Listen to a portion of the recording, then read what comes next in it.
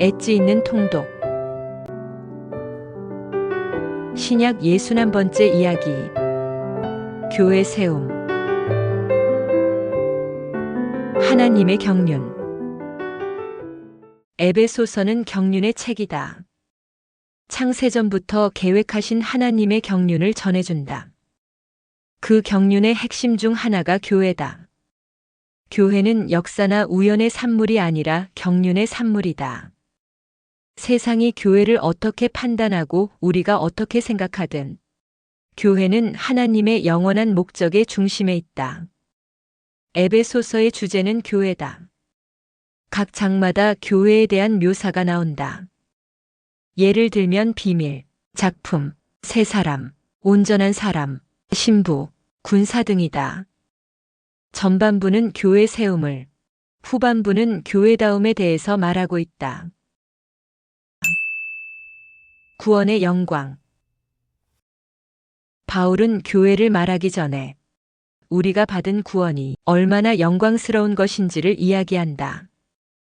구원이 영광스러운 이유는 그 구원이 준 혜택 때문이기도 하지만 그 구원을 이루기 위해 하나님이 하신 일을 생각할 때 더욱 경이롭다.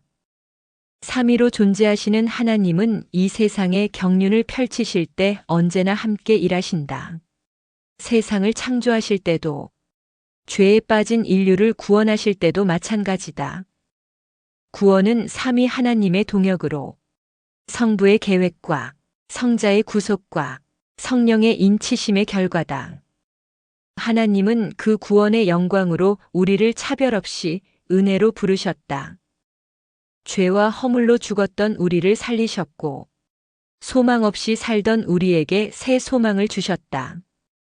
밝은 영안 없이 볼 수 없는 구원의 영광이다. 모든 시작은 하나님이시다. 택함과 예정이라는 말은 우리를 구원하여 자녀 삼는 일이 철저히 하나님이 계획하고 먼저 시작하신 일임을 보여준다. 나의 존재와 구원은 하나님의 임기응변이나 우연의 산물이 아니라 하나님이 기뻐하시는 뜻과 사랑과 섭리의 결과다. 흠이 없는 자녀로 세우실 계획은 흠 많은 우리를 속량하는 것으로부터 시작된다. 그리스도의 속량을 통한 죄 사함이 있었기에 자녀됨이 가능했다. 그리고 복음의 믿음으로 화답하는 이들에게 성령이 상속자로 인을 치신다. 성령은 이미 성취되기 시작한 계획을 알게 하실 뿐 아니라 그 완성을 위한 보증이 되신다. 단락의 끝마다 찬양으로 마무리되고 있다. 구원의 역사가 있는 곳에 진정한 찬양이 있고 예배가 있다. 교회의 영광. 하나님이 창세전에 작정하신 계획에는 우리에게 복 주실 계획과 만물을 통일하실 계획이 있다. 그 복은 이 땅에 속하여 잠시 있다가 사라지는 외형적이고 물질적인 것이 아니라 내적이고 영적이고 영원한 복이다. 택하심과 죄사함과 자녀됨의 복이고 창세전부터 작정하신 하나님의 뜻을 알 수 있는 복이다.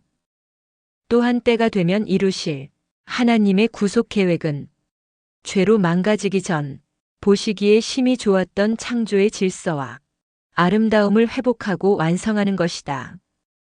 진노의 자녀를 흠이 없는 하나님의 자녀로 세우실 계획만 아니라 하늘과 땅의 모든 만물이 주 안에서 하나가 되어 한 마음으로 창조주를 인정하고 찬미하며 만물이 그리스도의 주권에 온전히 복종하게 될 하나님 나라의 계획이다. 그 시작은 하나님이고 그 중심에는 그리스도가 있고 교회가 있다. 바울은 성도들이 하나님의 복 주실 계획을 알 뿐 아니라 그 복을 주시는 하나님을 알기를 바랐다. 그리고 그렇게 밝아진 눈으로 성도가 품어야 할 소망이 무엇인지, 하나님의 기업이 된다는 것이 얼마나 영광스러운 일인지, 예수님을 다시 살린 하나님의 능력이 지금도 우리에게 역사하고 있다는 것을 확신하기를 바랐다. 그리고 그 구속 경륜의 중심에 교회가 있다는 것을 깨닫기를 바랐다. 교회는 선한 일을 위해 새롭게 창조된 삼위 하나님의 작품이고 그리스도의 몸이다.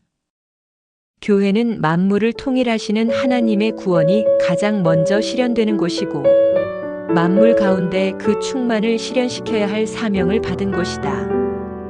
교회가 성령의 충만함을 받아 주님의 통치에 복종할 때 세상은 교회를 통해 주님의 영광을 보게 될 것이다.